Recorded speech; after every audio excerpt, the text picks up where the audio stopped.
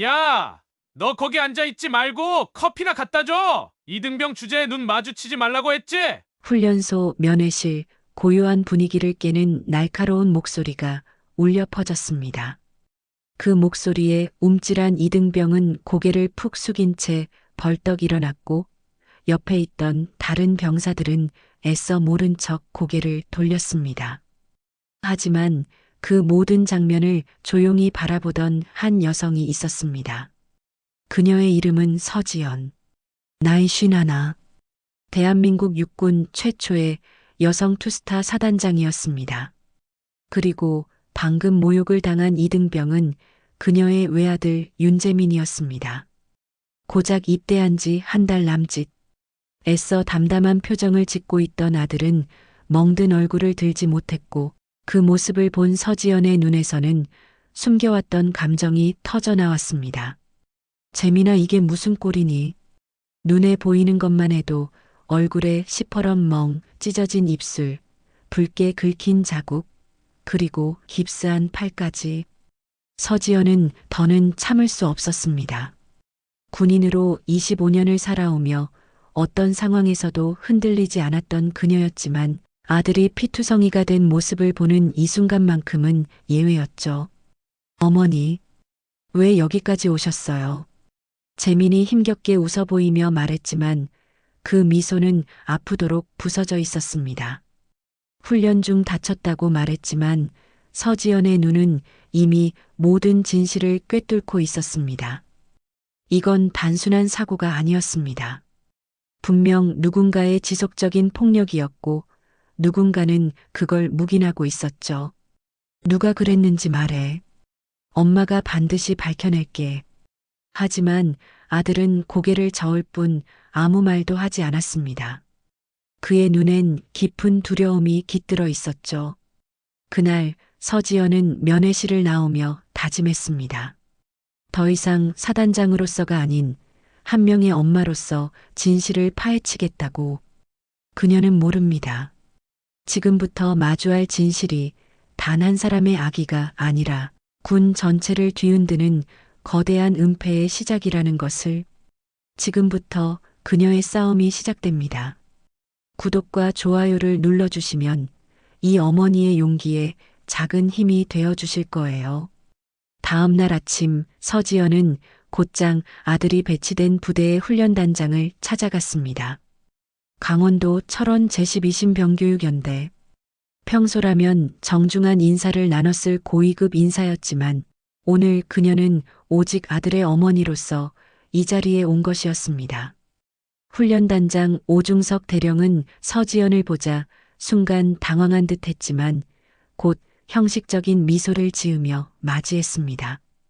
사단장님, 이런 자리까지 직접 오시다니. 오 대령, 지금은 그런 인사 필요 없네. 내 아들 윤재민 이병 상태가 심각하다는 건 알고 있겠지? 서지연의 눈빛엔 분노와 간절함이 동시에 담겨 있었습니다. 오 대령은 잠시 머뭇거리다 준비된 듯한 말투로 답했습니다. 네, 훈련 중 사고가 있었습니다만 응급처치 후 의무대에서 잘 회복 중입니다. 훈련 중 사고? 그 멍투성이 얼굴이 낙상 사고라는 건가? 팔은 왜 깁스를 했나? 입술은 또 왜 터졌나? 서지연의 말에 오대령은 말끝을 흐렸습니다. 그는 책상 위에 있던 서류를 뒤적이며 말했습니다. 격투 훈련 중 실수로 넘어진 겁니다. 가끔 신병들이 중심을 잃고 넘어지다 보면 그런 일이 있기도 하지요. 하지만 서지연은 그 말이 진심이 아님을 직감했습니다. 군생활 25년. 수많은 사고를 보고 겪으며 쌓인 감각이 말해주고 있었습니다. 그럼 사고 경위서를 직접 보겠네. 아직 정식 보고서는 작성 중입니다. 곧 완성되면 사단에 제출할 예정입니다. 서지연은 더 이상 참지 않았습니다. 단순한 보고서, 미비가 아니라 누군가 이 사건을 숨기고 있다는 강한 확신이 들었기 때문이었습니다. 부대를 나선 그녀는 곧장 아들의 생활관 동기들을 수소문하기 시작했습니다. 하지만 모두 입을 꾹 다물고 있었습니다. 누구도 윤재민에게 무슨 일이 있었는지 말하려 하지 않았습니다.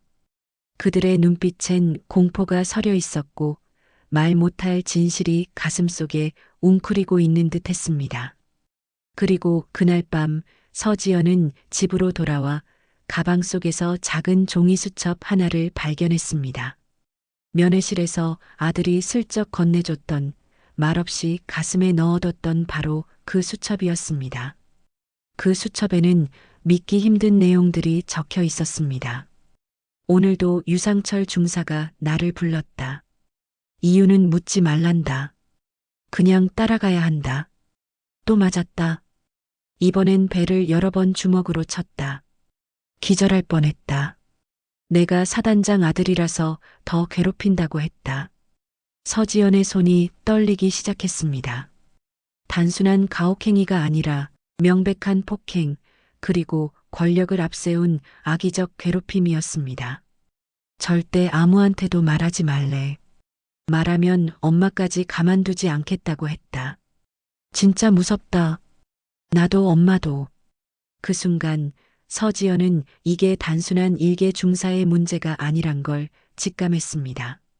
그의 뒤엔 뭔가 더 큰 감추고 싶은 자들이 있다는 걸 말이죠.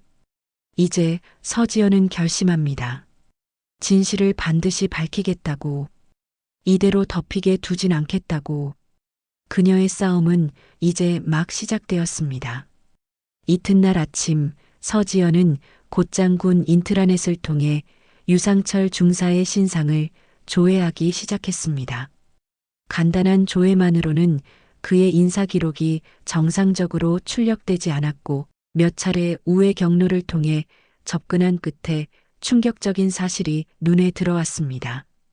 유상철 중사, 제12신병교육연대 제2중대 소속, 현재 부대 중대장의 친아들이며 더 나아가 육군본부 인사운영처 고위 간부의 조카로 기재되어 있었던 겁니다. 이래서 다들 쉬쉬했던 거군. 서지연은 가슴속 깊은 분노가 치밀어 오르는 걸 느꼈습니다. 가해자가 단순한 선임병이 아니라 군 조직 핵심과 연결된 인물이었다는 것, 그리고 부대가 이 모든 걸 알고도 방관했다는 사실이 그녀를 더 분노하게 만들었습니다. 그날 오후 서지연은 공식적인 절차를 통해 상급 부대에 진정서를 제출했습니다. 그러나 돌아온 답변은 형식적인 한 줄이 전부였습니다. 현재 내부 조사 중입니다. 결과가 나오는 대로 통보드리겠습니다.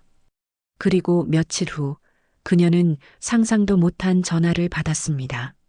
문 사단장님 죄송합니다. 서지연 사단장님이시죠? 국방부 감찰실입니다. 전화를 꺼니는 냉정한 목소리로 말했습니다. 사단장님께서 최근 아들 문제로 타 부대에 과도한 개입을 하셨다는 민원이 접수되었습니다. 따라서 관련 경위에 대한 조사가 진행될 예정입니다. 서지연은 순간 말문이 막혔습니다. 자신의 아들이 피투성이가 되도록 맞았고 그 진실을 밝히려 했을 뿐인데 돌아온 건 직권남용 의혹 조사라니. 그녀는 차가운 목소리로 물었습니다. 민원이 아니라 이건 내 아들의 생명과 관련된 문제입니다. 그러나 감찰실의 반응은 변함없었습니다. 조사에 협조해 주시기 바랍니다. 전화를 끄는 서지연은 책상에 주저앉았습니다. 진실을 밝히려는 사람이 오히려 조사 대상이 되는 현실. 그 순간 그녀는 더 이상 이 조직에 기대할 수 없다는 걸 깨달았습니다. 그날 밤 서지연은 아들의 수첩을 다시 꺼내 읽기 시작했습니다. 그리고 그 안쪽 포켓에 접힌 작은 쪽지가 하나 숨어 있는 걸 발견했습니다. 엄마, 혹시 무슨 일 생기면 이 사람을 찾아가 주세요. 내가 유일하게 믿을 수 있는 사람이에요. 쪽지에는 이름 하나와 장소가 적혀 있었습니다. 박세호, 신정동 카페 이음. 그녀는 결심합니다. 이제 조직이 아닌 개인의 손으로 진실을 끄집어낼 시간이라고. 다음 날 서지연은 정복 대신 사복 차림으로 조용히 신정동으로 향했습니다. 모든 건 이제부터였습니다. 신정동 골목길, 오후 3시. 서지연은 낡은 간판이 걸린 조용한 카페 앞에 멈춰 섰습니다. 카페 이름은 이음. 겉보기엔 평범한 동네 커피숍이었지만 오늘 이곳에서 마주할 인물은 결코 평범하지 않을 거란 직감이 들었죠. 조심스레 문을 열고 들어선 그녀를 맞이한 건 은은한 음악과 한 남자의 시선이었습니다. 30 중반쯤 되어 보이는 남자는 혼자 앉아 있다가 그녀를 보자마자 조용히 자리에서 일어났습니다. 서지연 사단장님 맞으시죠? 저는 박세호입니다. 그 이름, 어디선가 익숙하게 들은 기억이 떠올랐지만 정확히 기억나진 않았습니다. 혹시 어디서 만난 적이 있나요? 박세호는 고개를 끄덕이며 말했습니다. 18회 전 이라크 파병 당시였습니다. 장군님께서 저를 구조해 주셨습니다. 저는 당시 정보분석 장교였고요. 그제야 서지연의 기억 속 조각이 하나로 맞춰졌습니다. 폭탄 테러 직후 그녀가 직접 헬기를 타고 구해낸 그 장교. 그가 바로 박세호였던 겁니다. 이렇게 다시 뵐 줄은 몰랐습니다. 박세호는 조심스레 가방에서 작은 USB 하나를 꺼내 테이블 위에 올려놨습니다. 윤재민 이병에 대한 사건, 그 전말을 알고 있습니다. 그리고 이 안에는 그 증거가 모두 담겨 있습니다. 서지연의 숨이 멎는 듯 했습니다. 박세호는 낮은 목소리로 말했습니다. 전역한 이후에도 군 내부 부조리에 관심을 두고 있었습니다. 윤 이병 사건을 우연히 알게 된 후 예전 빚을 갚고자 움직이기 시작했죠. 이 USB 안엔 유상철 중사의 폭행 녹음, 생활관 내부 CCTV, 그리고 상급자들의 은폐 대화까지 모두 담겨 있습니다. 그의 말이 끝나기도 전에 서지연은 USB를 조심스레 집어들었습니다. 이 작은 장치 안에 아들의 고통과 진실, 그리고 이 거대한 조직의 민낯이 들어있다는 생각에 가슴이 쿵쾅거렸습니다. 장군님, 이걸 어떻게 활용하실지는 장군님의 몫입니다. 서지연은 박세호를 바라보며 고개를 숙였습니다. 고맙네. 정말 고맙네. 그녀는 이 USB가 단순한 저장 장치가 아니라 아들을 살릴 유일한 희망임을 느끼고 있었습니다. 그리고 동시에 조직과의 진짜 전쟁이 이제부터 시작된다는 것도 말이죠. 집으로 돌아온 서지연은 곧장 컴퓨터를 켰습니다. USB를 조심스럽게 꽂고 폴더를 열자 수많은 파일이 정리되어 있었습니다. 음성 유상철 녹취일, 영상 CCTV 생활관, 대화부대 간부 은폐, 문서 보고서 조작 내역. 심호흡을 한번 하고 그녀는 첫 번째 녹음 파일을 재생했습니다. 야, 윤재민. 내 엄마가 사단장이면 뭐 어쩌라고? 여기선 내가 왕이야. 말 안 들으면 또 맞는다. 이어 들려온 건 주먹질 소리와 고통스러운 신음소리. 그만. 제발. 죄송합니다. 서지연은 입을 틀어막았습니다. 들어야 했지만 듣고 싶지 않은 소리였습니다. 이어지는 두 번째 파일은 생활관 CCTV 영상이었습니다. 흐릿한 흑백 화면 속에서 유상철 중사가 재민의 어깨를 벽으로 밀치고 다른 병사들이 외면한 채 고개를 돌리는 장면이 그대로 담겨 있었습니다. 세 번째는 간부들끼리 나눈 은폐 대화였습니다. 이 일은 무조건 내부에서 정리해야 합니다. 사단장이 엄마라 문제지 그냥 일반 병사였으면 묻고 끝났을 일이야. 그래서 감찰실에 민원 넣었습니다. 직권남용으로 몰아야죠. 녹음된 목소리는 너무도 선명했고 명백했습니다. 마지막 파일은 조작된 보고서 문서. 실제 사고 경위와 전혀 다른 내용으로 작성된 허위 보고서 초안이 담겨 있었죠. 서지연은 책상 앞에 앉아 한참을 말없이 화면을 바라보다가 결국 USB를 꺼내 조심스럽게 상자 안에 넣었습니다. 그리고 다음 날 국방부 감찰실 회의실, 서지연은 단정하게 정복을 차려입고 자리에 앉아 있었습니다. 책상 너머엔 3명의 감찰관들이 앉아 있었고 그들의 표정은 딱딱하게 굳어 있었습니다. 서 사단장님, 최근 타 부대 사건에 대해 과도하게 개입하신 정황이 있습니다. 특히 부대 간부를 직접 호출해 압박하셨다는 증언도 있고요. 서지연은 조용히 입을 열었습니다. 저는 단지 제 아들이 어떤 일을 겪었는지 확인하려 했을 뿐입니다.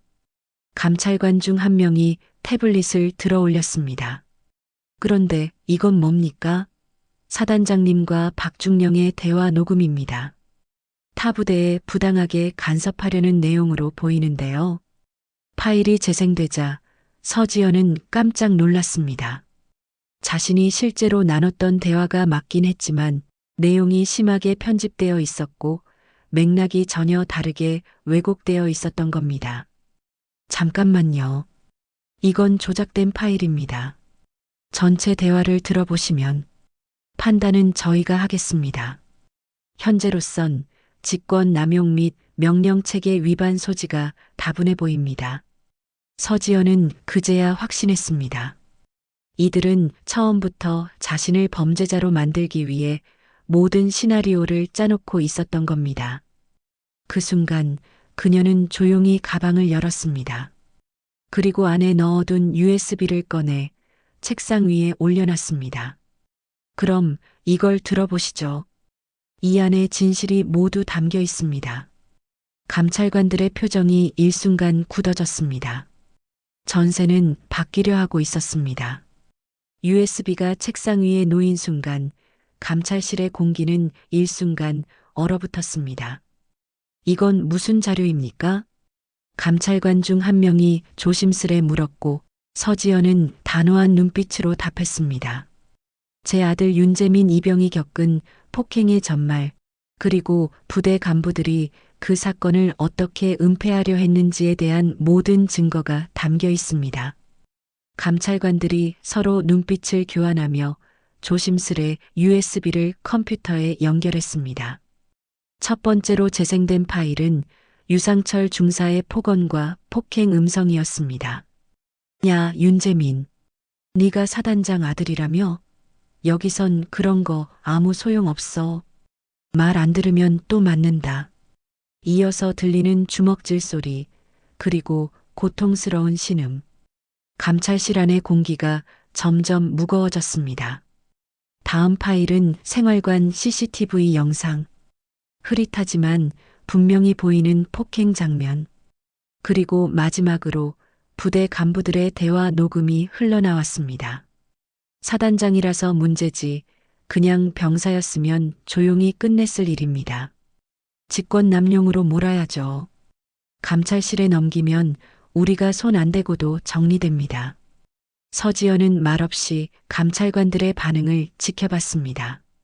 이제 더는 부정할 수 없는 순간 감찰관 중 한 명이 조심스레 말을 꺼냈습니다. 사단장님, 이 자료는 언제, 어떤 경로로 확보하셨죠? 출처는 중요하지 않습니다. 중요한 건 그 안에 담긴 진실입니다. 그때 회의실 문이 갑자기 열렸습니다. 한 장교가 조용히 다가와 감찰관에게 귓속말을 했고 곧 감찰관이 서지연을 향해 말했습니다. 서 사단장님, 잠시만 자리를 비워주시겠습니까? 상급자의 지시로 비공개 회의가 필요하다고 합니다. 서지연은 고개를 끄덕이고 천천히 자리에서 일어났습니다. 회의실 밖 대기실, 잠시 뒤 문이 다시 열리고 낯익은 얼굴이 걸어 들어왔습니다. 그는 바로 육군본부 참모차장 권용학 중장이었습니다. 그의 시선이 서지연과 마주쳤고 입꼬리가 천천히 올라갔습니다. 오랜만이군, 서 사단장. 차디찬 웃음. 그리고 배경을 아는 자만이 가질 수 있는 여유. 서지연은 곧바로 알 수 있었습니다. 지금까지 벌어진 모든 일, 감찰실의 조사, 녹음 파일 조작, 그리고 자신을 향한 고립. 그 중심엔 바로 이 사람이 있다는 것을 권 중장은 천천히 말했습니다. 자네가 지금 뭘 하려는지 알고 있네. 하지만 군 전체를 흔드는 일은 누구에게도 도움이 되지 않아. 서지연은 그 말에 미소로 응수했습니다. 맞습니다. 누구에게도 도움이 안 되겠지요. 특히 당신 같은 사람들에겐. 긴장감이 감도는 정적 속에서 두 사람의 전면전이 시작되고 있었습니다. 감찰실 안 문이 닫히자마자 공기는 더없이 무거워졌습니다. 권용학 중장은 천천히 의자에 앉았습니다. 팔짱을 끼고 고개를 살짝 기울이며 서지연을 바라봤습니다. 서 사단장, 자네도 알겠지만 이 일은 자네가 감당할 수 있는 수준을 넘었네.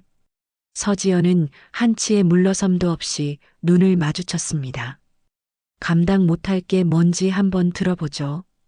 권 중장은 책상에 손가락을 톡톡 두드리며 말했습니다. 이미 감찰실엔 자네의 직권 남용 정황이 기록되어 있고 군 기밀 유출 가능성까지 언급되고 있어. 기밀이라니요?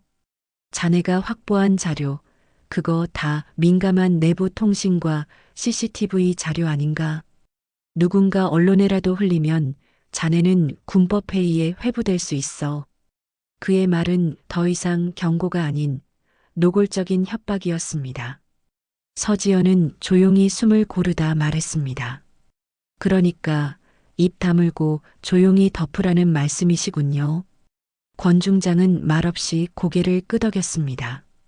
그리고 천천히 몸을 앞으로 숙이며 덧붙였습니다. 서지연, 자네가 그동안 어떤 길을 걸어왔는지 나도 안다. 여군 최초 투스타, 그것도 대단한 업적이지. 하지만 이번 일로 그 모든 게 사라질 수도 있어. 명예도, 커리어도, 그리고 자네 아들도 말이야. 그 말에 서지연의 눈빛이 싸늘하게 변했습니다. 지금 제 아들을 협박하시는 겁니까? 협박이 아니야. 현실을 말하는 거지. 서지연은 조용히 자리에서 일어섰습니다. 그리고 차분한 목소리로 말했습니다. 제군 생활 25년 동안 수많은 전장을 지나오며 느낀 게 있습니다. 진짜 적은 외부에 있는 게 아니라 내부에서 썩어가는 그 권력이라는 것. 지금 이 자리, 이 순간이 그걸 다시 확인시켜 주는군요. 권 중장은 코웃음을 쳤습니다. 자네 성격 그대로군. 하지만 세상은 정의만으론 안 돌아가. 서지연은 문 앞에 멈춰 섰습니다. 맞아요. 하지만 적어도 저는 제 아들에게 부끄럽지 않은 선택을 해야 합니다. 그녀는 고개를 돌려 마지막으로 말했습니다. 당신은 오늘부터 이 싸움에서 지기 시작한 겁니다. 문이 닫히는 소리와 함께 서지연은 복도를 걸어 나왔습니다. 그녀의 발걸음은 단단했고 결심은 더욱 굳어져 있었습니다. 그리고 그녀는 생각했습니다. 이제는 국민 앞에 나설 시간이다.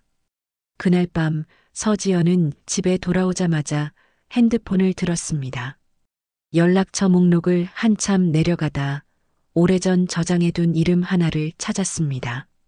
장수연 기자, 마이너스 중앙일보 군사회팀. 그녀는 짧게 숨을 들이마시고 통화를 걸었습니다. 여보세요? 수연 기자님, 저 서지연입니다.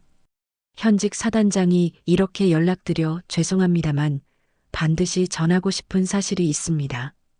기자의 목소리가 놀란 듯 떨렸습니다. 사단장님께서 직접 전화를 주시다니요. 무슨 일이신가요?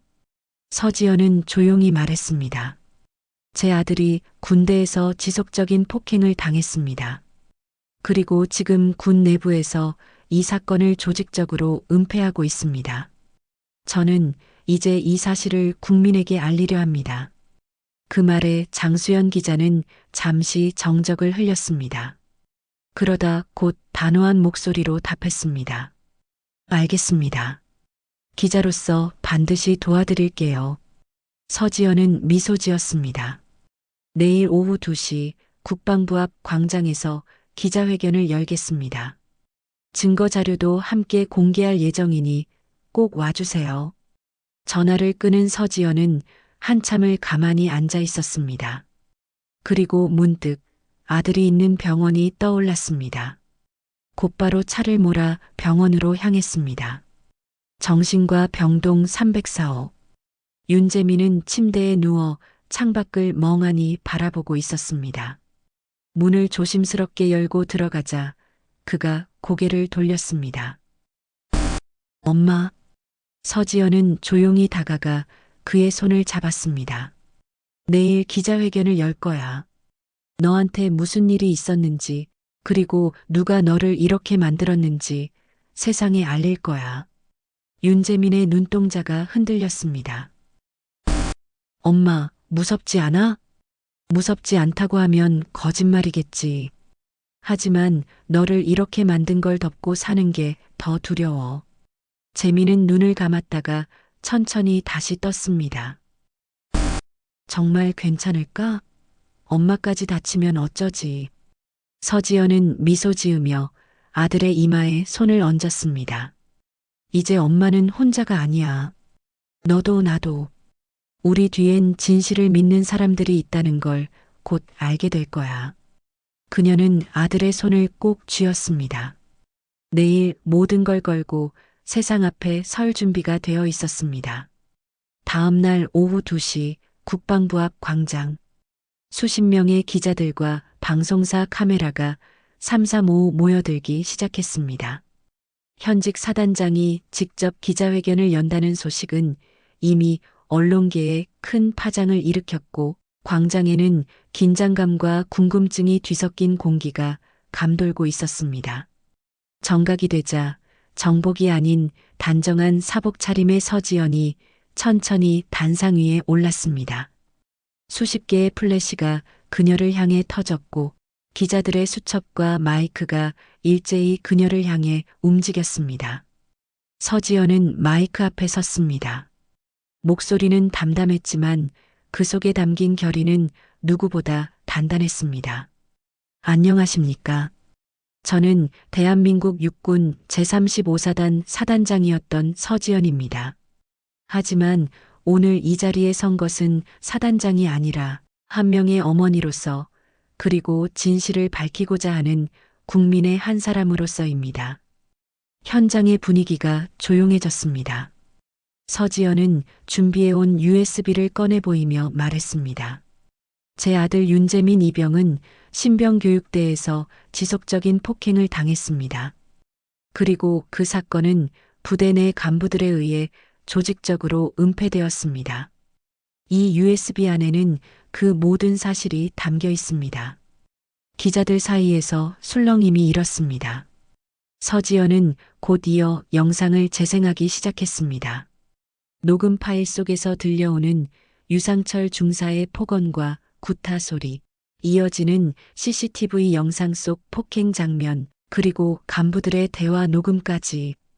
현장에 모인 기자들과 관계자들은 하나같이 말을 잃고 화면을 응시했습니다. 그냥 조용히 묻어버려야지. 사단장 아들이라 귀찮게 굴잖아. 직권남용으로 몰아가면 돼. 감찰실로 넘기면 손 안 대고 끝나. 서지연은 마이크를 다시 잡았습니다. 저는 오늘 이 자리에서 군인으로서가 아니라 인간으로서의 양심을 선택하고자 합니다. 아들의 아픔을 감추는 대신 그것을 드러내고 세상과 나누기로 결심했습니다.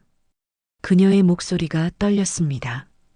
그러나 눈빛만은 흔들림이 없었습니다.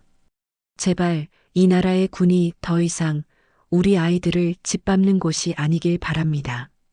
그리고 저처럼 두려움 속에 진실을 품고 있는 누군가에게 오늘 제 목소리가 작은 용기가 되길 바랍니다. 서지연은 마지막으로 군복 안쪽에서 계급장을 꺼내 들었습니다. 조용히 마이크 옆 단상 위에 올려두고 고개를 숙였습니다. 현장은 정적에 잠겼습니다. 그러나 이내 한 명의 박수가 터졌고 곧 이어 수십 명의 박수로 번졌습니다.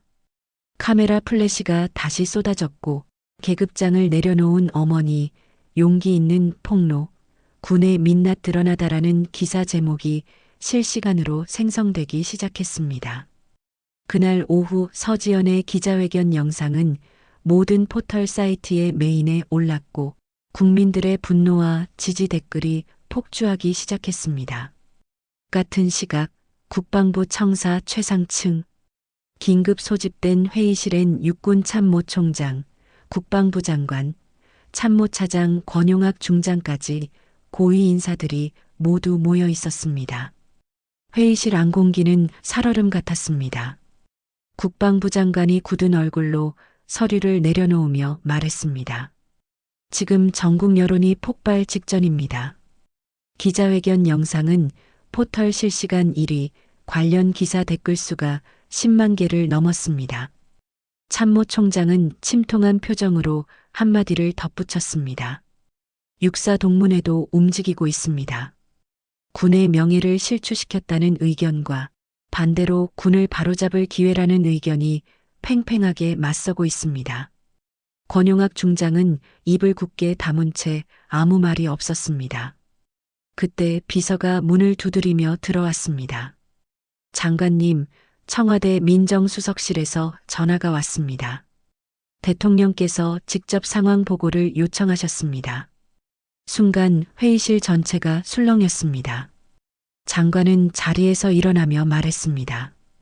이제 이건 단순한 부대 내 문제가 아닙니다. 국방 전체의 신뢰와 관련된 중대한 사안입니다. 더 이상 쉬쉬할 수 없습니다. 공식 수사 지시를 내리겠습니다.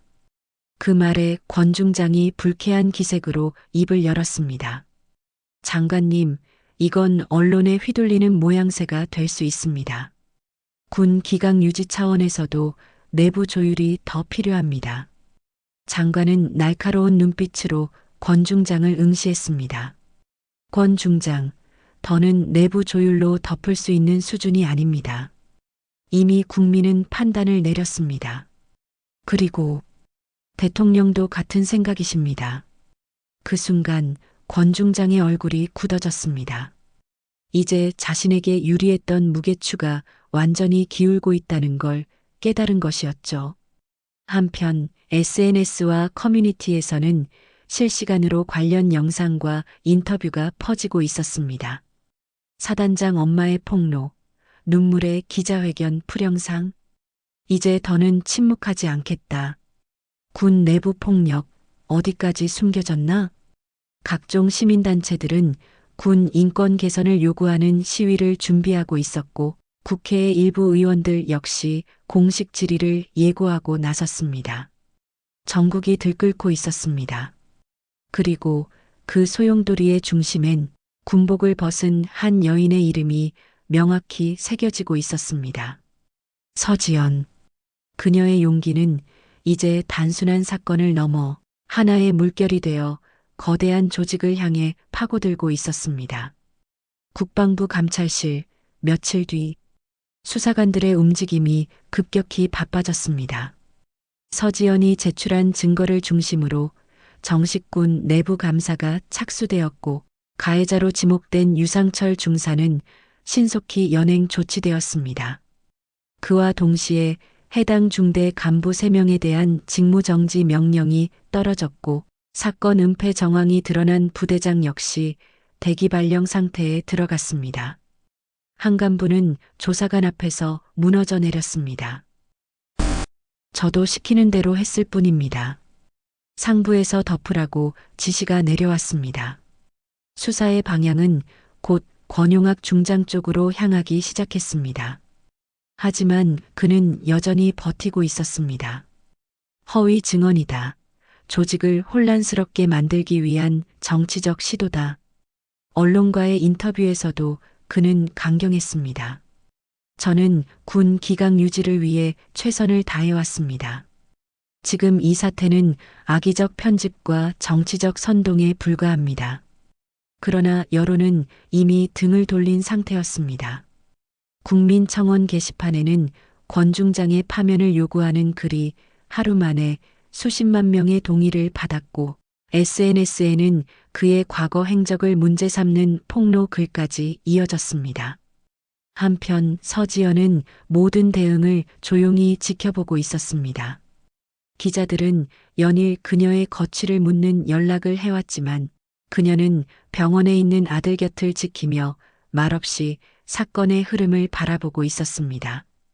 그날 밤 재민이 그녀에게 조용히 물었습니다. 엄마 혹시 후회해? 서지연은 고개를 저었습니다. 아니, 단 한순간도. 그럼 무섭진 않아? 서지연은 창밖을 바라보며 대답했습니다. 무서워. 하지만 그 무서움을 넘어서야 진짜 변화를 만들 수 있으니까. 재민은 천천히 고개를 끄덕였습니다. 그 순간 병실 창문 너머로 어스름한 새벽빛이 비쳐오고 있었습니다. 그리고 서지연은 생각했습니다. 이제 끝이 보이기 시작한다. 그러나 그 끝엔 아직 마지막 고비가 기다리고 있다는 걸 그녀는 알고 있었습니다. 국방부 법무실. 한 통의 내부 회람 문건이 조용히 전달되었습니다. 서지연 전 사단장, 정보 유출 및 명예훼손 관련 조사 검토 요청. 문건 상단에는 긴급, 그리고 참모차장 직인이 찍혀 있었습니다. 권용학 중장이 마지막 반격에 나선 것이었습니다. 자신을 향한 수사의 방향을 돌리기 위해 오히려 서지연을 기밀 유출자이자 군의 명예를 실추시킨 인물로 몰아가려는 시도였죠. 하지만 이번엔 내부에서조차 반발이 일었습니다. 법무실 실무 담당관은 조용히 수석실에 의견서를 올렸습니다. 해당 문건은 정치적 의도가 다분하며 이미 제출된 증거는 공익 제보 성격이 강합니다. 정식 조사 개시는 신중해야 합니다. 국방부 내에서 균열이 감지되기 시작했습니다. 권 중장은 분노에 찬 얼굴로 개인 보좌관에게 소리쳤습니다. 다들 왜 이러는 거야? 이 조직에서 내가 어떤 위치인지 잊었나? 그 여자 하나 때문에 이렇게 흔들릴 순 없어. 그러나 이미 흐름은 돌이킬 수 없었습니다. 그 시각 국회 국방위원회는 공식적으로 서지연을 참고인 자격으로 불러내기로 결의했습니다. 위원장은 회의 중에 말했습니다. 이번 사안은 군내 인권 문제의 본질을 짚는 계기가 되어야 합니다. 서 전 사단장의 증언은 핵심입니다. 이 소식은 곧 언론을 통해 보도되었고 다시금 서지연의 이름이 포털 실시간 검색어에 올랐습니다. 그녀는 여전히 병실에 있었습니다. TV에서 자신에 대한 뉴스가 흘러나오자 간호사와 환자들이 조용히 그녀를 바라봤습니다. 서지연은 말없이 고개를 숙였습니다. 그때 병실 문이 열리고 담당 의사가 조용히 다가왔습니다. 사단장님, 아니 서 선생님, 윤이병의 상태가 많이 호전됐습니다. 조만간 일반 병실로 옮겨도 괜찮을 것 같습니다. 서지연은 의사에게 고개 숙여 인사했습니다. 감사합니다. 정말 감사합니다. 그녀는 아들의 회복이라는 가장 값진 희망을 품고 이제 국회라는 또 하나의 전장에 나설 준비를 시작하고 있었습니다. 국회 국방위원회 청문장. 방청석에는 취재진과 시민단체 관계자들이 가득 들어차 있었고 위원석 뒤편 대형 스크린에는 군 인권 실태 및 은폐 의혹 청문회라는 문구가 떠 있었습니다. 곧 서지연이 입장하자 회의장은 순간 조용해졌습니다. 사복 차림의 단정한 인상의 그녀는 천천히 증언대에 섰고 국회의원들의 시선이 일제히 집중됐습니다. 위원장이 입을 열었습니다. 전 사단장님, 준비되셨습니까? 서지연은 고개를 끄덕이며 마이크를 조용히 잡았습니다. 예, 준비됐습니다. 그녀의 목소리는 낮고 단호했습니다. 저는 오늘 이 자리에서 제 아들 한 명의 문제가 아닌 군 전체에서 반복되어 온 구조적 폭력과 은폐의 문제를 증언하고자 나왔습니다. 서지연은 준비해 온 자료들을 위원들에게 배포했고 대형 스크린에는 유상철 중사의 폭언 녹취가 자막과 함께 재생되었습니다. 내가 사단장 아들이면 뭐 어쩌라고? 여기선 내가 왕이야. 방청석 곳곳에서 한숨과 탄식이 새어나왔습니다. 이어 서지연은 간부들의 은폐회의 내용도 증거로 제시했습니다. 사단장이 문제야. 감찰실에 넘기면 알아서 무너질 거야. 국회의원들 사이에서 수군거림이 시작됐고 위원장은 조용히 정리한 뒤 다시 서지연에게 질문을 던졌습니다. 서 전 사단장님, 이 증거들을 입수하게 된 경위와 그 이후의 대응 과정을 말씀해 주시죠. 서지연은 잠시 숨을 고르고 말했습니다. 처음엔 믿고 싶지 않았습니다. 제 아들이 군이 이토록 망가졌다는 걸요. 하지만 침묵은 더 큰 폭력을 낳는다는 걸 알기에 전부 기록했고 확인했고 그리고 이 자리까지 오게 된 겁니다. 혹시 군 내부로부터 압박이나 회유가 있었습니까? 네.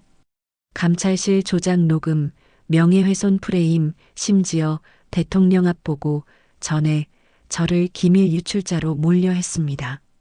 그 순간 청문회장은 다시 한번 술렁였습니다. 한 의원이 조용히 일어서며 말했습니다. 이 증언은 단순한 고발이 아닙니다. 우리 군의 민낯을 직시하라는 경고입니다. 군 인권위원회를 상설화하고 피해자 보호법 개정에 착수하겠습니다. 서지연은 고개를 숙였습니다. 그녀의 어깨가 떨렸지만 눈물은 흘리지 않았습니다.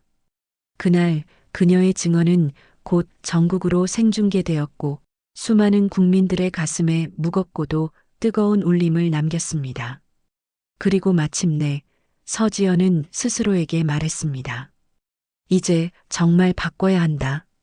국회 청문회 이후 일주일, 국방부는 공식 발표를 통해 사건 관련자들에 대한 조치를 발표했습니다. 유상철 중사, 상습폭행 및 인권유린 혐의로 구속수감, 은폐에 가담한 중대장, 중대행정보급관, 훈련단장까지 군검찰에 송치, 그리고 육군본부 참모차장 권용학 중장, 청문회 직후 사표를 제출했고 국방부 장관은 이를 즉각 수리하며 짧은 입장문을 냈습니다.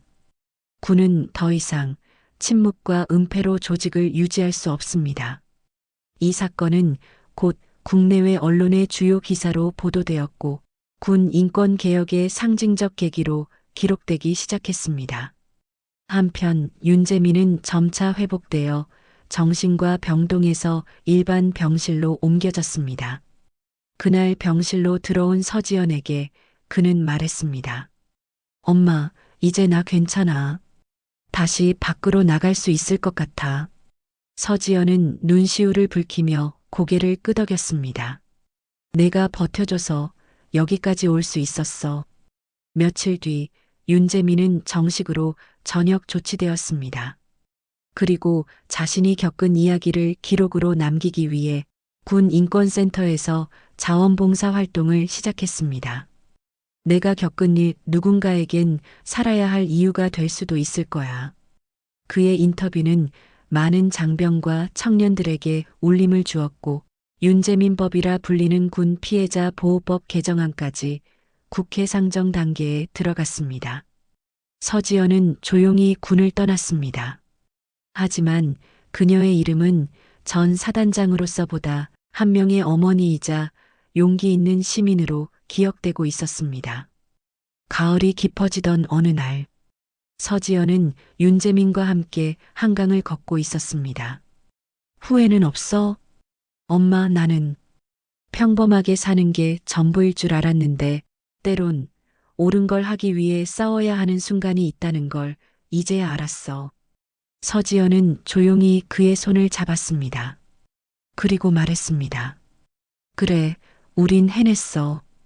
그리고 앞으로도 지켜낼 거야. 몇 개월 후 국방부 청사 앞 광장. 군 인권개혁 선포식이 조용히 열리고 있었습니다. 기자들과 관계자들 사이에서 검은 정장을 입은 한 여성이 조용히 행사장을 바라보고 있었습니다. 서지연. 그녀는 더 이상 계급장이 없는 군인이었지만 누구보다 단단한 상징이 되어 그 자리에 서 있었습니다. 이날 국방부 장관은 공식 선언문을 낭독했습니다. 군은 국민의 아들딸을 지키는 조직입니다. 이제부터는 그들 스스로도 지켜질 수 있는 군이 되어야 합니다. 그녀의 눈가엔 미세한 떨림이 있었지만 그 눈빛은 끝까지 맑고 단호했습니다. 행사가 끝난 뒤 한 장교가 다가와 조용히 인사를 건넸습니다. 서 선생님, 전 예전에 교육사령부에서 근무하던 정대위입니다. 그때 직접 강연하셨던 내용 아직도 기억하고 있습니다. 서지연은 고개를 끄덕이며 인사를 받았습니다. 잊지 않고 있어줘서 고맙습니다. 그날 저녁 그녀는 조용히 집으로 돌아왔고 책상 서랍을 열어 하나의 메모장을 꺼냈습니다. 윤재민이 군에 있던 시절 몰래 써내려갔던 작은 수첩. 그 속에는 고통의 기록이 있었지만 이제는 세상을 바꾼 증거가 되었던 가장 중요한 용기였습니다. 창밖에는 겨울이 다가오는 바람이 불고 있었지만 그녀의 마음은 따뜻하고 잔잔했습니다. 그리고 그녀는 마지막으로 다짐하듯 적었습니다. 오늘도 누군가를 위한 용기가 시작되길. 오늘 제 이야기를 끝까지 들어주셔서 진심으로 감사합니다. 서지연과 윤재민의 여정을 함께 하시며 어떤 마음이 드셨는지 궁금합니다. 혹시 이 이야기가 마음에 드셨다면 구독과 좋아요 한번 눌러주시면 큰 힘이 되겠습니다. 여러분의 관심과 응원 덕분에 이렇게 긴 이야기를 끝까지 전할 수 있었습니다. 감사합니다.